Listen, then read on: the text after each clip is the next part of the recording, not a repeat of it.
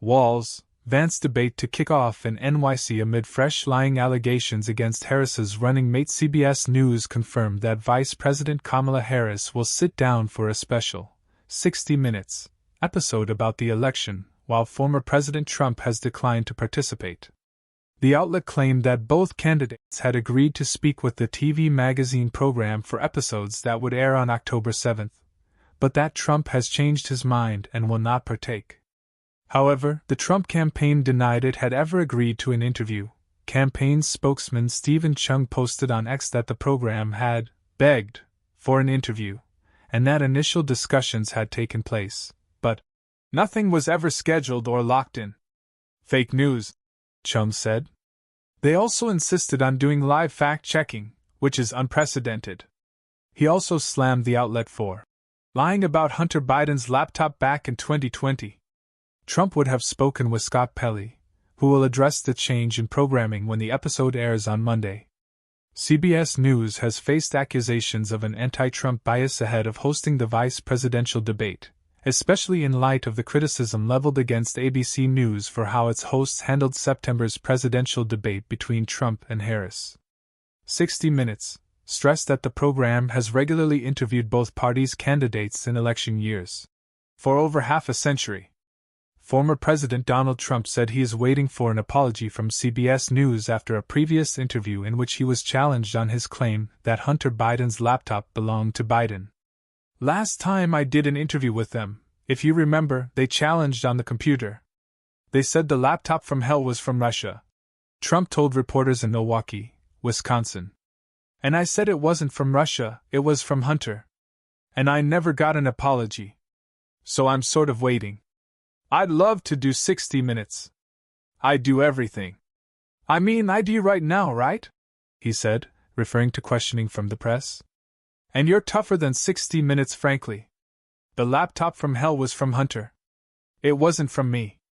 So I haven't gotten, if you remember, Leslie Stahl, we got into a little bit of an argument on the camera, talking about that and other things.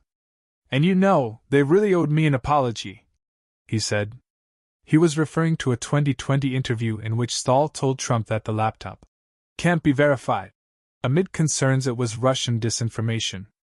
His comments came after his campaign denied that it had ever formally accepted an invitation for him to sit for an interview after the outlet claimed he had backed out.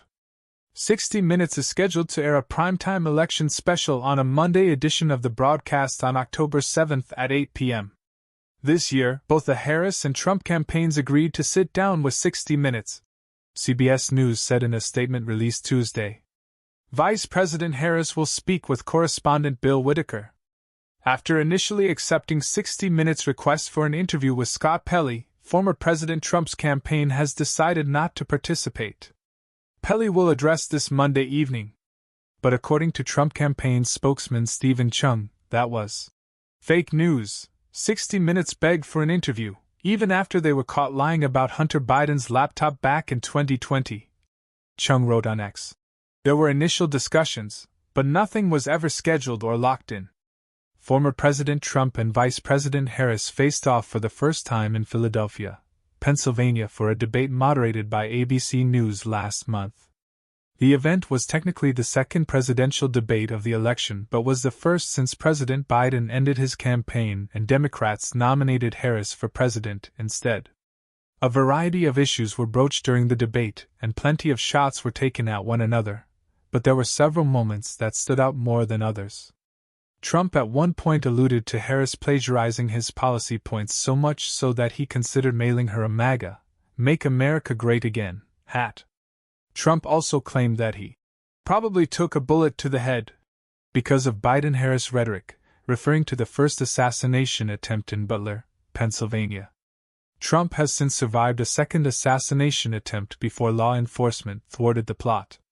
Harris said, "Clearly, I am not Joe Biden," after Trump slammed the Biden-Harris administration's economic policy and said, "She is Biden." She also stood by her administration's Afghanistan withdrawal despite criticism. Trump, at one point, used a quip similar to one made famous in 2020 by Harris during the vice presidential debate. "Wait a minute, I'm talking now if you don't mind." "Please." the former president said. Read the full story from Julia Johnson on the Trump-Harris debate. Questions surrounding the accuracy around Governor Tim Walz's claim of being in Hong Kong during the Tiananmen Square protests is just one falsehood from his past that has surfaced during his vice presidential campaign, the Associated Press reported. Walz claimed on several occasions that he was in Hong Kong during the time of the Tiananmen Square massacre. However, newly resurfaced local newspaper publications contradict Walz's claim. An April 1989 newspaper article reported that Walz was planning a trip to China that August, while a May 1989 edition of the Alliance Times-Herald shows a picture of Walz touring a Nebraska National Guard storeroom. In an article published Tuesday, the day of the first vice presidential debate, the AP highlighted several stories that have been questioned since Walz was tapped as Vice President Harris's running mate, including inaccuracies surrounding his drunk driving arrest and his wife's infertility treatment. The latest falsehood about his whereabouts during the Tiananmen Square unrest is part of a broader pattern of inaccuracies that Republicans hope to exploit.